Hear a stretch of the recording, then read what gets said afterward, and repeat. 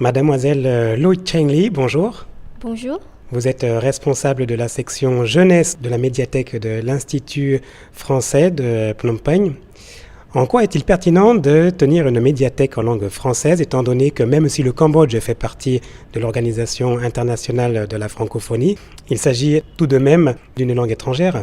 Oui, le Cambodge n'en fait pas seulement à l'OIF, mais aussi le Cambodge, historiquement, il était sous contrôle de la colonie française.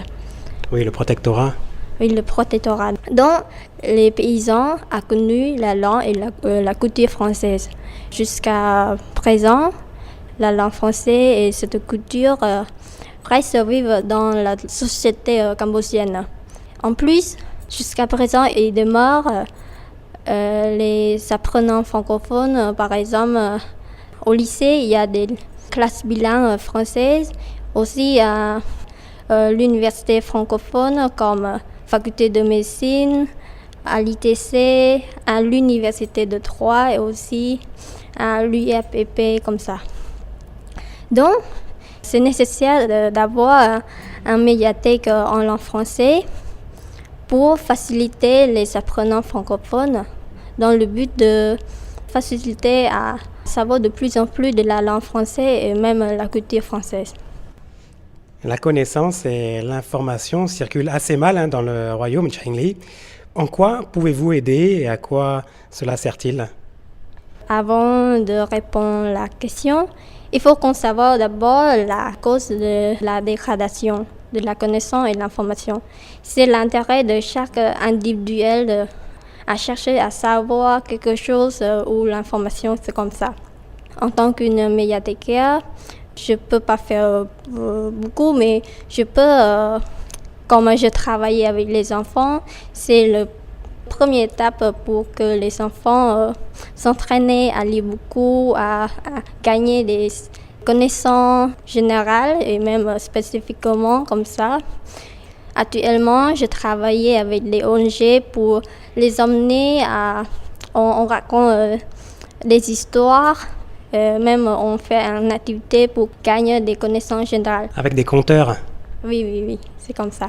C'est dans le but d'encourager les enfants à avoir un avis, de gagner de plus en plus de connaissances et même avoir le plaisir d'avoir des livres autour. À la médiathèque, quel type de médias proposez-vous? Quels sont ceux qui ont le plus de succès? Selon moi, je propose les médias comme les journaux, les magazines et même les médias télé et la radio. Et notamment, aujourd'hui, le média le plus succès, c'est le média sociaux, c'est le plus succès parce que c'est facile à accéder à toutes les informations, mais il y a des avantages aussi parce que il y a beaucoup de fausses informations. Vous proposez donc l'emprunt de livres. Quels sont les supports des vidéos? Vous parlez aussi de radio et de médias sociaux. De quoi s'agit-il exactement? Le média social, pour les Cambodgiens, ils utilisent beaucoup Facebook. Les gens âgés comme ma mère, elles peuvent accéder au Facebook facilement.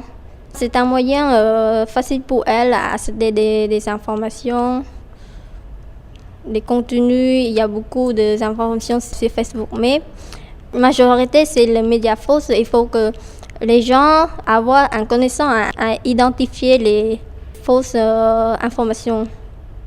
Quel est votre public? Que vient chercher le public à la médiathèque? Du loisir, un enrichissement culturel, de l'échange? On peut dire que les gens viennent chercher tout à la médiathèque comme loisirs, la culturelle, les chants. Parce que à la médiathèque, non seulement un stockage du livre, mais on a des services fiables pour produire, un service fiable aussi. Par exemple, on a des livres romans pour lire comme loisir. On a des espaces salles d'études pour l'auto-apprentissage, pour la salle de médias, pour faciliter la recherche des étudiants. On a des Wi-Fi gratuits. Aussi, on a des conférences pour les gens. On échange les idées sur un thème ou sur un sujet comme ça. Personnellement, pourquoi avez-vous choisi ce poste que vous occupez depuis 6 mois? Qu'est-ce qui vous plaît dans votre travail à la médiathèque? J'ai choisi ce poste parce que j'aime bien travailler avec les enfants, parce que les enfants, c'est comme un papier vierge.